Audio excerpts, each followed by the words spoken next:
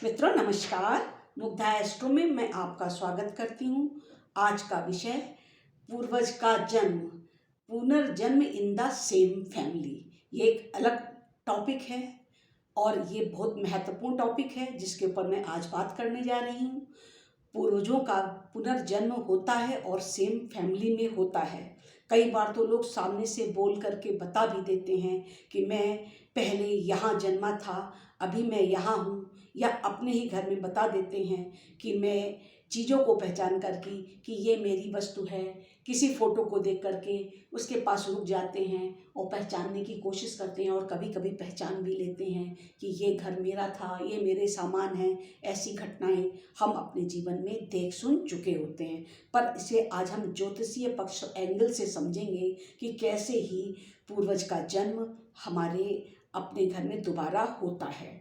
वो कौन से ग्रह हैं जो इसे दर्शाते हैं, आइए शुरू करते हैं।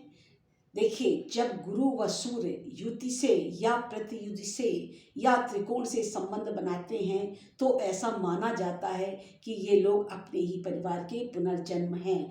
जीवात्मा योग इसे कहा जाता है, यानी इस जीवात्मा ने पहले भी इसी घर में जन्म लिया था और आज भी वो इसी घर में जन्म लेकर नए स्वरूप में है।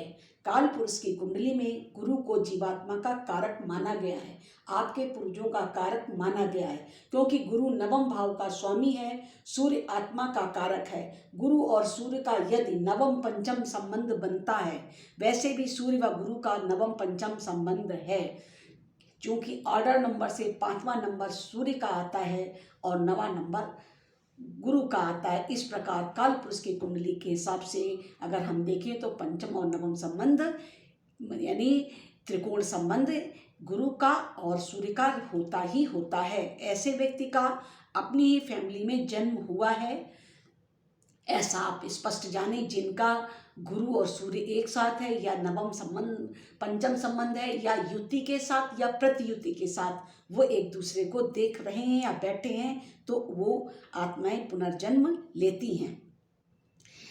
इसके अतिरिक्त राहु भी पूर्वजों का कारक होता है। यदि इसको भी हम समझें तो देखिए, गुरु और राहु का संबंध अगर बनता है, यानी गुरु और राहु की युति हो जाए, या गुरु को राहु देखे या राहु को गुरु देखे, तो भी ऐसे लोग अपनी फैमिली में जन्म ले सकते हैं। राहु भी आपके पूर्वजों का व उनकी आत्मा को ही प्रस्तुत करता है। तो यानी कि किसी पूर्वज का जन्म या किसी फीमेल के भी पूर्वज की जन्म की चलो बात कर लेते हैं कि चार्ट में कैसा होता होगा, ये भी हम आज डिस्कस कर लेते हैं। ये भी बिल्कुल उसी तरह से है जैसे कि अभी मैंने मेल का बताया, सूर्य शुक्र की युति हो, गुरु का प्रभाव हो, तो फिर फीमेल का पुनर्जन्म उसी फैमिली में होता है। सूर्य गुरु शुक्र का योग, यानी ये इकट्ठे बैठ जाएं, या फिर जैसे कि मैंने बताया कि दृष्टि पड़े, युति प्रतियुति हो, तो फिर स्त्री अपने ही कुल में दोबारा जन्म लेती है। जो कुछ अधूरे काम छूट गए हैं उनको पूर्ण करने के लिए उनका जन्म उसी कुल में हुआ है।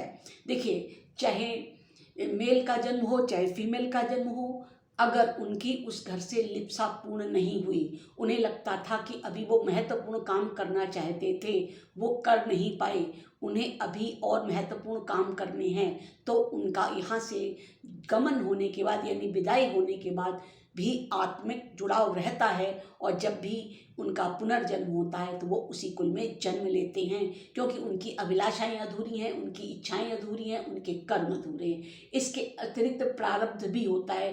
कभी कभी जीवात्मा अपने ही परिवार के दूसरे सदस्यों को इतना अधिक ट्विस्टेड कर देता है, कष्ट पहुंचा देता है कि फिर उसे ऋण चुकाने के लिए, यानी उसका पालन पोषण भरण करने के लिए, या उनसे पीड़ित प्रताड़ित होने के लिए भी जन्म लेना पड़ता है। इस प्रकार स्पष्ट हम समझ सकते हैं कि जब ग्रहों की युति और प्रतियुति है तो वो क्या कहती है, पुनर्जन्म कैसे होते हैं, काल सर्प कैसे बनता है, और किस तरह से जीवात्मा दोबारा उसी कुल में जन्म लेती है। काल सर्प योग में भी ऐसा माना जाता है कि अपने परिवार से भौतिक और मानसिक जुड़ाव दोनों तरह का रहता है, तो वो जीवात्मा भी चले जाने के बाद में भी उस घर से जुड़ी रहती है। जब भी उसका पुनर्जन्म होता है तो वो फिर उसी घरों में जन्म लेती है। इस प्रकार हम समझ सकते हैं कि जीवात्मा का जो पुनर्जन्म है वो होता तो है, और अपने ही कुल में किस प्रकार से होता है ये स्पष्ट हो गया होगा। अक्सर हमने सुना कि किसी गांव या शहर में किसी व्यक्ति का पुनर्जन्म हुआ है, वह अपने पिछले जन्म के संबंधित सारी बातें बताता है, जिसकी अक्सर चर्चा हमने टीवी इत्यादि पर भी देखी और सुनी होती है, और बहुत सारे लोग इसके बारे में विश्वास करते और जानते हैं।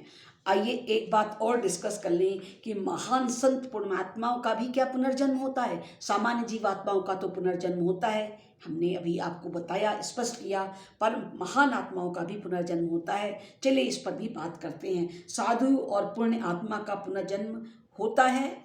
हाँ जी, होता है। बृहस्पति, शनि, केतु और चंद्र यदि युति, प्रतियुति या त्रिकोण से संबंध बनाते हैं या किसी भी भाव में हो सकते हैं। मान लीजिए कि शनि केतु की युति है और गुरु की दृष्टि पड़ रही है, इसी प्रकार गुरु केतु की युति है और शनि की दृष्टि पड़ रही है, और इन संबंधों में कहीं न कहीं चंद्र का भी संबंध हो, दृष्टि पड़ रही हो या साथ बैठे हों, परंतु दृष्टि संबंध अवश्य बनता हो। इनका इंस्टीट्यूशन लेवल बहुत हाई होता है। पूर्व जन्म का ज्ञान होता है, यह सूक्ष्म रूप से हमारे साथ चलता है। जब हम प्रयास करते हैं तो वह बाहर निकल कर आ जाता है। भविष्य को देखने की शक्ति होती है। इनका पूर्वानुमान व कथन पूर्ण रूप से सत्य होता है, क्योंकि इनके साथ पूर्व जन्म का ज्ञान इस जन्म में भरपूर रूप से विद्यमान रहता है। कह सकते हैं कि जो लोग बहुत विवेकी, ज्ञानी, संतोषी, तत्वदर्शी या समाज के लिए बहुत कुछ महत्वपूर्ण ज्ञानपरक चीज़ें कर के इस संसार से विदाई लेते हैं, चाहे वो अच्छे अध्येता हो, चाहे वो प्रवक्ता हो, या उन्होंने इस जन्म में समाज के लिए ज्ञान रूप में बहुत कुछ किया हो और वो आत्माएं अभी और कुछ करना चाहती हो, तो वो भी पुनर्जन्म लेकर के इस पृथ्वी पे आती हैं, और फिर उनके इंस्टीट्यूशन में वो बातें रहती हैं जो कि उन्होंने पिछले जन्म में किया था, या ये कह सकते हैं पूर्व की तैयारी आगे काम आती है, और वो और अधिक शक्ति के साथ समाज का निर्माण और विकास करते हैं। इस प्रकार महापुरुषों, महात्माओं और संत व्यक्तियों का भी पुनर्जन्म होता है। ये था पुनर्जन्म पे एक छोटा सा एपिसोड। मैं आशा करती हूँ कि आपको ये वीडियो बहुत पसंद आएगा, और आज के लिए बस इतना ही। प्रणाम।